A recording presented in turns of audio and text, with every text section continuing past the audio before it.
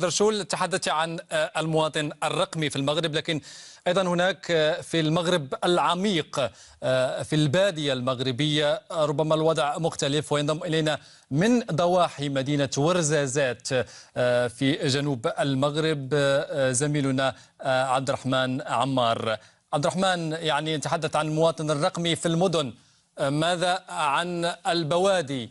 إلى أي حد هناك تغيير وتحديث في الحملة الانتخابية هذه السنة؟ مرحبا عادل.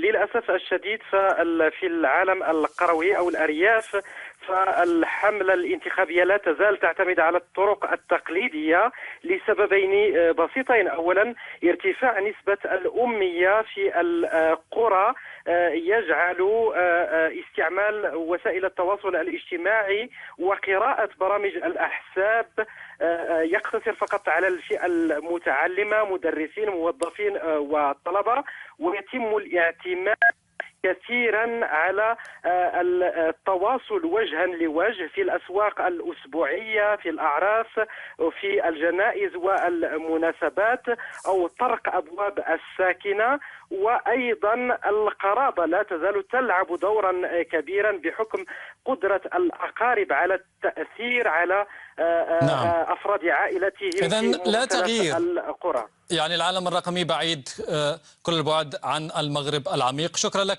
زميلنا عبد الرحمن عمار، كنت معنا من ضواحي مدينة ورزازات جنوب المغرب. ونعود